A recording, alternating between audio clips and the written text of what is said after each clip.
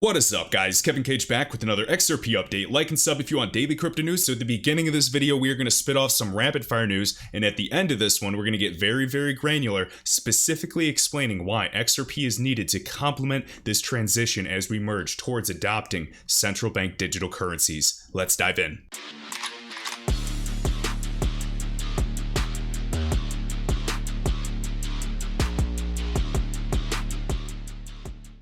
While the majority of XRP holders are giving up and capitulating left and right, we have to remember the total cryptocurrency market cap is yet again approaching $2 trillion. History is being made. Friendly reminder, Bitcoin is roughly $60,000, Ethereum nearly $2,000, and a lot of assets are surpassing or creating even new all-time highs, such as Cardano.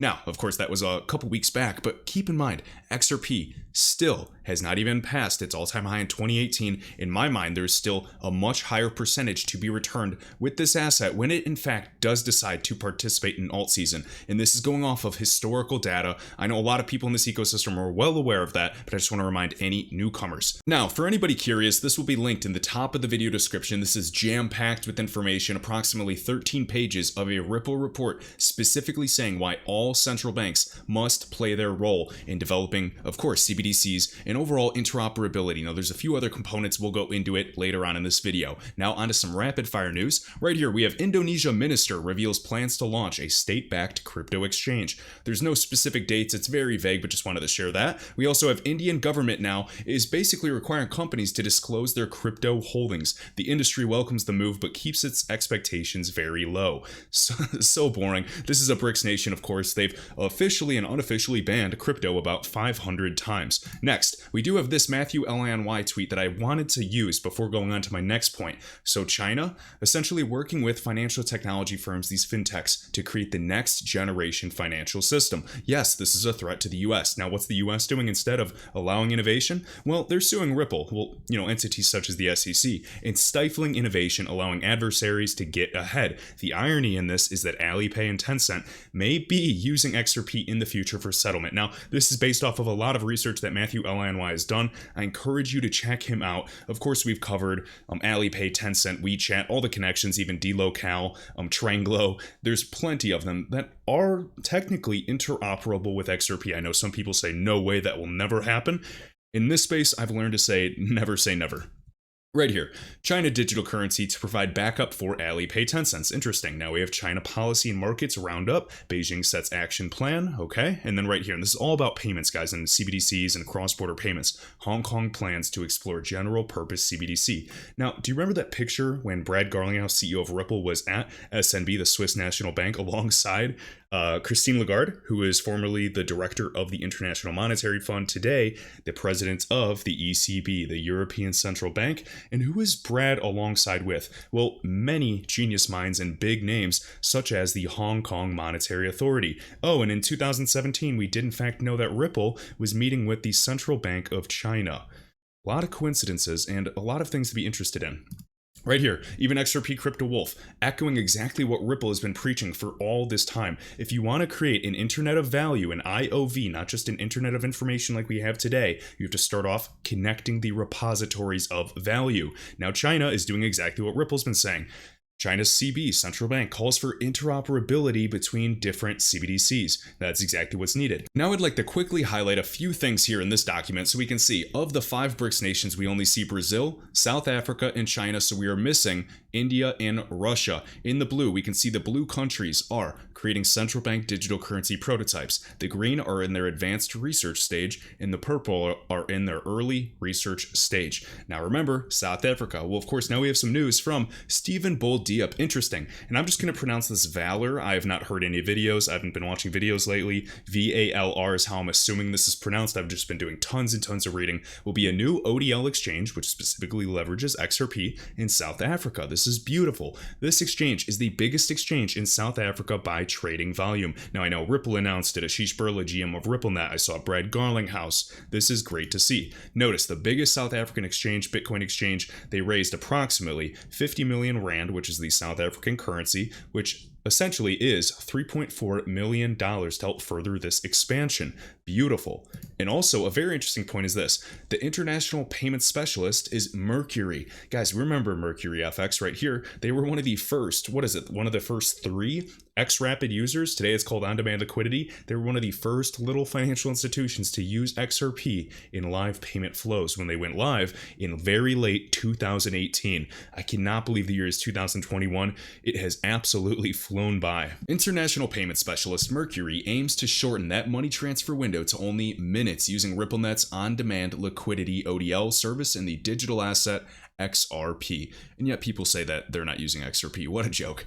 The recent news that Mercury has been accepted into the first cohort of South Africa's Intergovernmental FinTech Working Group, IFWG Regulatory Sandbox, for its work in partnership with Ripple and the cryptocurrency exchange Valor, VALR, is a big step toward bringing FinTech innovation to the region. Absolutely beautiful. We'll be keeping our eyes on them. Next, we have our Turop right here. And again, our Mexican tax and fintech lawyer sharing this information. We have Uphold is killing it. They were just granted with FINRA's approval to acquire J&K Securities Broker Dealer, which will allow Uphold to offer up to 3,500 US listed stocks. Beautiful. They can offer fractional equities. So if you cannot afford maybe an entire Amazon share for $3,000 plus, well, good news. If you have $100, you can own a fraction of it, maybe decimal places, just like crypto assets. And also the ability to trade crypto against stocks. Interoperability, letting the floodgates open by breaking down these barriers to entry. That is what I'm talking about, because last time I checked with Uphold, I was not able to trade equities quite yet in the United States, but hopefully that time will come. I have an exchange on Uphold. Links are in the video description as well. Next, we have XRP Crypto Wolf. I'm going to touch on this, then we're going to get into the XRP information. So, New York launches a blockchain-powered COVID-19 passport. It's available for free for the use by businesses, and the implementation will be voluntary. This is just getting started. Very, very interesting. So you can see right here, the state of New York has introduced this.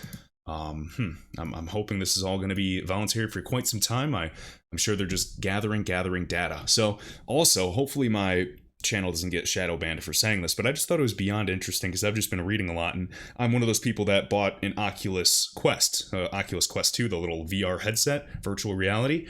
And the craziest thing is this. You know, back in the day, you'd expect that thing to be $600 or $1,000, and now you can get one for what, $300? At least the 64 gigabyte one. That's super cool, but people oftentimes don't realize why it's that cheap, because there's a trade-off. Facebook, for example, and hopefully my video is not going to be blocked for saying this, because whenever I say controversial stuff, I get shadow banned, and then I only get like 1,000 views compared to my normal views, but oh well, I still want to say this. They're actually allowing us to, agree to the terms and services, and in doing so, we're giving up our privacy in a massive way. Now, I know we act like we value our privacy, yet we share everything online anyways, and we're kind of hypocritical as a society, but the crazy thing is that they actually have genius psychologists studying our eye movements in those games. When you have the headset on, you're playing games, or when you're in the little worlds and the virtual experiences, they're studying your eye movements, the psychologists. And in doing so, they're able to better gauge all kinds of targeted ad campaigns towards us. I think that is, it's cool, but yes, it's also concerning and scary, because do we even have free will? And in doing so and understanding the mind so well, are we already guided? I don't know. I don't want to get too out there, but that'd be a cool talk to have over with a beer with you guys one of these days. Next up, so XR Patience. Essentially, this whole thread is kind of summarizing a lot of important points specifically in this central bank digital currency white paper. I did in fact link this in the top of the video description. If you have time to go through this, I highly recommend it. Now I want to highlight a few points that he makes in this. We're also going to speed through a few points here. And you guys have to understand the utility of XRP. The majority of kids that I see, at least online, they're going around and their friend goes, "Oh, I bought Dogecoin, you should buy it." That's all good and great if you want to gamble, but before I buy anything, at least when you really start putting sizable money and you actually want a return of your investment, not just on your investment, I think it's important that you should read the white paper. Read the light paper if they don't even have a big white paper yet. Understand what the roadmap is. Look for an ongoing code base on GitHub. See ongoing developments. Turn notifications for their Twitter profile on. These are just some basic fundamentals that you learn along the way that I've learned from other people and friends that I still talk to on a daily basis about crypto, about trading, about charting, investing, exit plans, you name it. So I thought that was incredibly important. I know a lot of you guys are veterans. Most of you that watch this channel are way smarter than me. You're just busy and you kind of catch up with XRP news, but just wanted to share. So we're going to speed through a few points right here. 2.4 billion users are the potential global reach of Facebook if they had their backed currency. Interesting. Next, we have 1.7 billion people. That is the number of unbanked adults across the world. That is untapped potential. That is why they're unbanked. But guess what? They have mobile applications. So PayPal, Venmo, any other group is taking advantage of that because digital wallets are on the rise. Trends are your friends, and we can capitalize off this on the macro. Unfortunately, it doesn't happen overnight, but gosh, anybody that has been here for a while, you should be seeing some massive, massive gains in a variety of digital assets. Right here, the main benefits of CBDCs.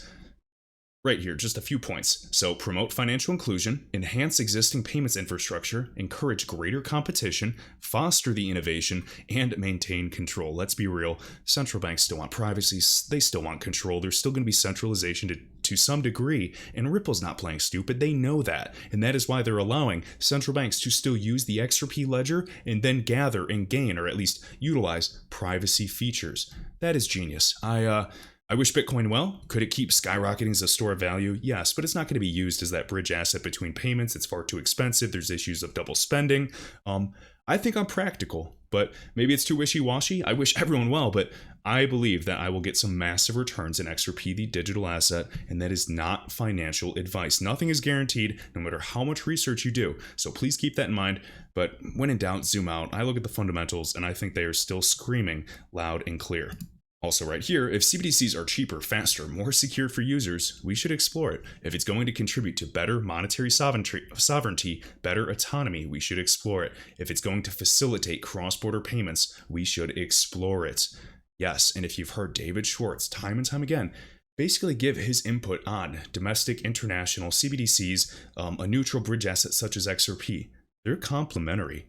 This is the secret sauce and the kind of the final component to make this like the sweet spot. I like a lot of digital assets. I think that there's going to be many that actually help one another. I think QNT and like combined with RippleNet, so Overledger and RippleNet could be a deadly combination. Now I own both. I wish both well. We're going to see which ones do the best in the next 5 years. Okay, because QNT is really just getting started, and of course XRP, arguably, it started at half a penny. Right here, the 3 keys to overcoming every central bank digital currency challenge. Interoperability. And when I'm saying half a penny, I'm just talking early 17 when I saw it.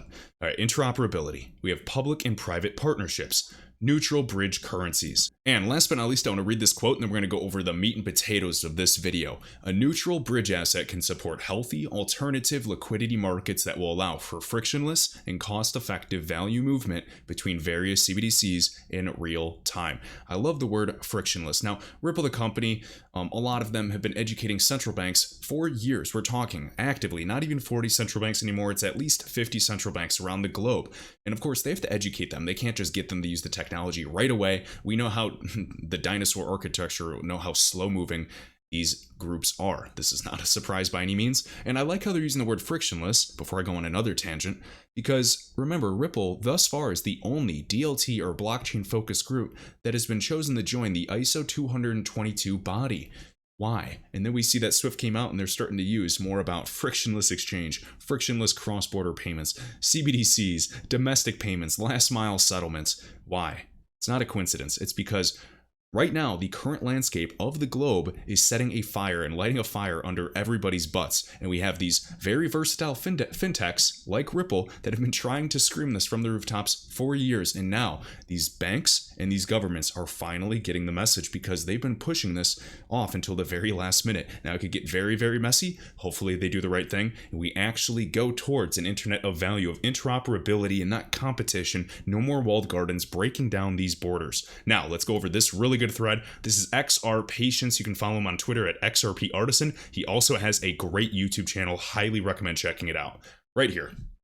Ripple's plan to use the XRP ledger and XRP to capture all the money. This is not stupid quotes from me. These are straight up quotes from the employees flowing from and between central banks via their digital bank digital currency CBDCs. Now let's go through this. So he says it's approximately a 4-minute read. Wish me luck, because you know how I like to rant. You can put this on 2x speed if I talk too slow, but I try to speak pretty quickly. And I took some Alpha Brain, that nootropic, so I can speak nice and quick for you guys. All right, while Bitcoin maxis believe Bitcoin will swallow the world, yep, you get the gist. So CBDCs need to enable broad access, enhanced native functionality, and interoperability that will allow their currencies to be adaptive, versatile, and scalable, or they risk losing, and these are quotes, risk losing control of the infrastructure for global digitized services. Crypto is growing. Again, we already said it was approaching $2 trillion in global market cap, and central banks need to step up. Central banks are not thinking about cross-border or even interoperability much right now. That's concerning. The vast majority of CBDC initiatives are focused on domestic use cases, and in 2019, BIS is the Bank for International Settlements, aka the central bank of all central banks, and yes, Ripple speaks with them actively. Central banks rated cross-border payments as among their least important considerations. That is laughable because the issue at hand is cross-border payments, the fees, the remittances that are affecting everyday people on a daily basis. That is unacceptable. Last mile settlement is only as good as the other important factors. I think that international transfers is arguably a much bigger concern right now. It blows my mind. Right here.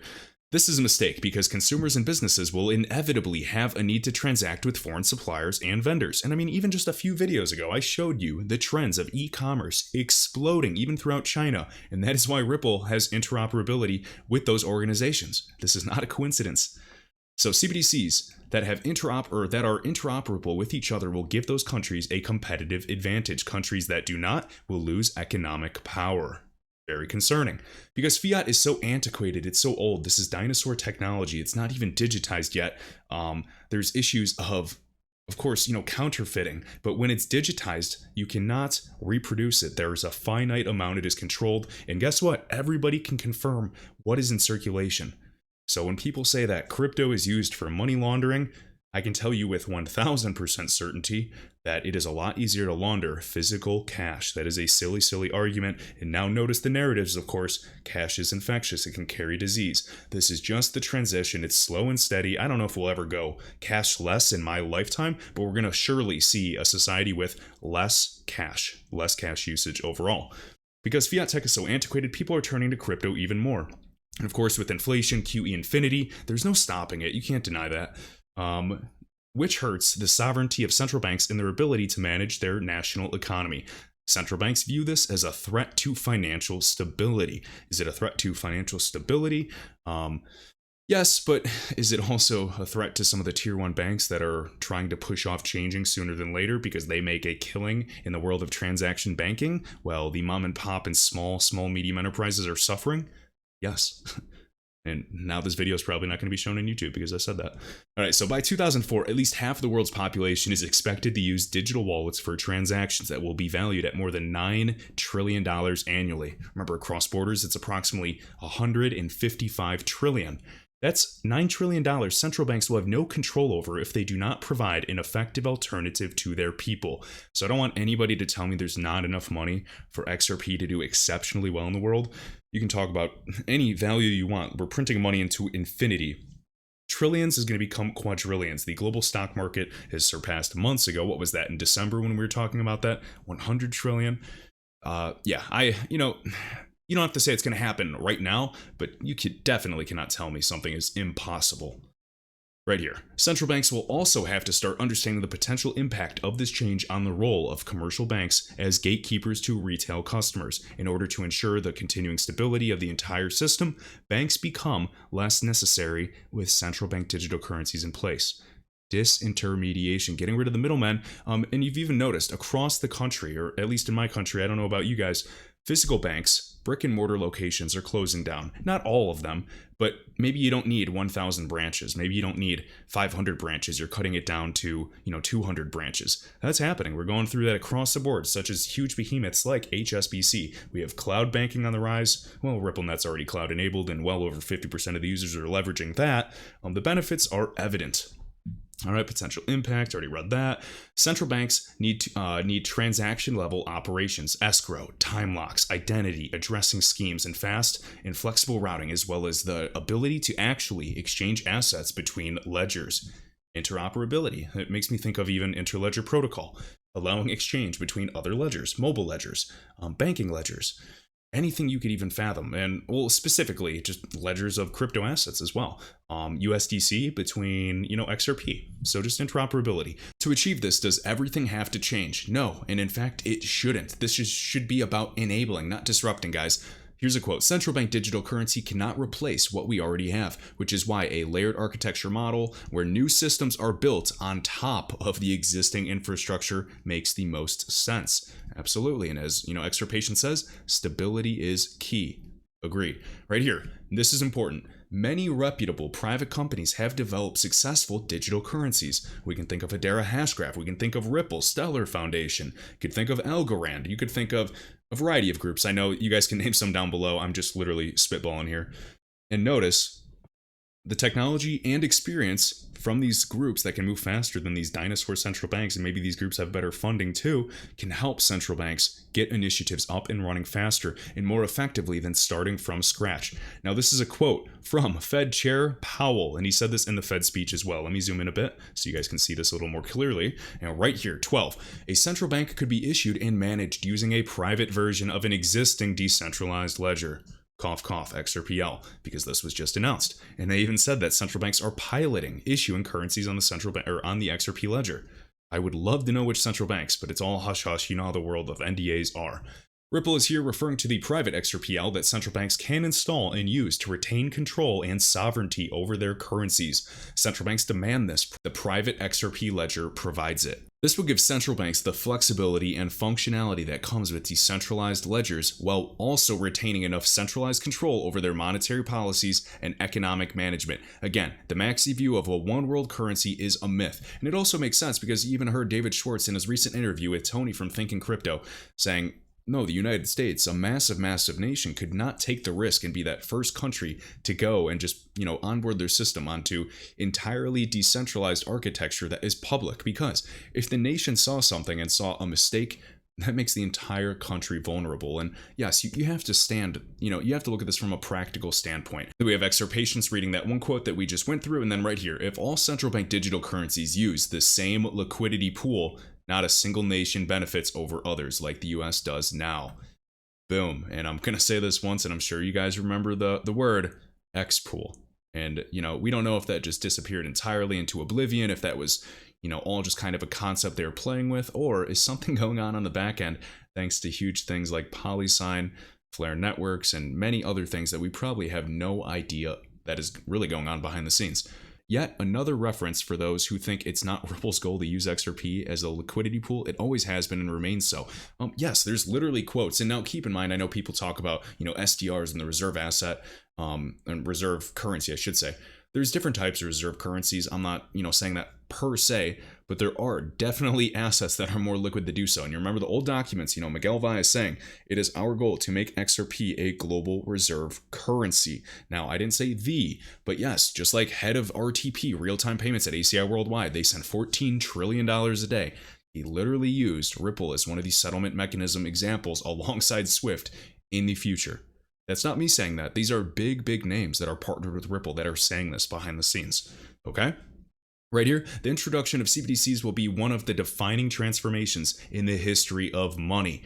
I will not let anybody call us lucky by any means when all is said and done.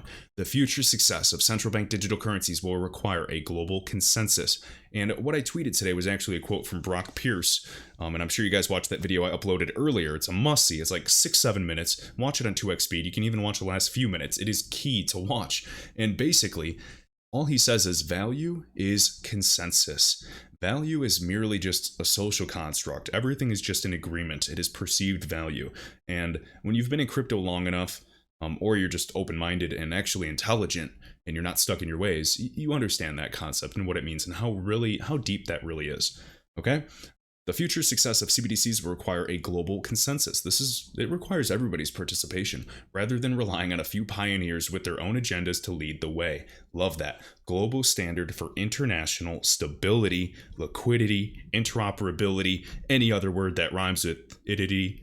And then central banks need central bank digital currencies quickly and must focus not only on the domestic currency, but cross-border interoperability. This requires an international standard, in parentheses, private XRP ledger, and a bridge currency. So we have, notice, we have the ledger, we have the digital asset, XRP. You also need interoperability protocols, which could be a variety of things, maybe overledger, maybe interledger. There's a variety of things, and they actually solve different use cases.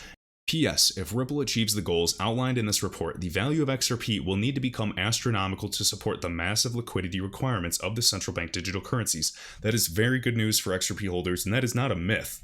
If there's substantial volume, substantial liquidity in the asset, and there's actual demand, and there's also ways that XRP needs to be held or collateralized, you can talk about flare networks. Yes, guys, that's called multiplier effects, and that is just basic economics specifically referring to the token. So the future is bright. I encourage all of you guys to follow XRP Artisan on YouTube as well as Twitter and check out his channel. Highly, highly informative. I hope you guys enjoyed this video. This will be linked in the top of the video description. And also, since you guys stuck around, I will be gone for maybe less than a week. I'm going to be taking a few days off of YouTube. I got a few things I'm working on, going to be doing some traveling, so you guys can stay up to date with me. I'll still be posting on Twitter, still doing research, still active on, Patreon. You can stay up to date with me on Instagram if you'd like, and I will catch you in the next video.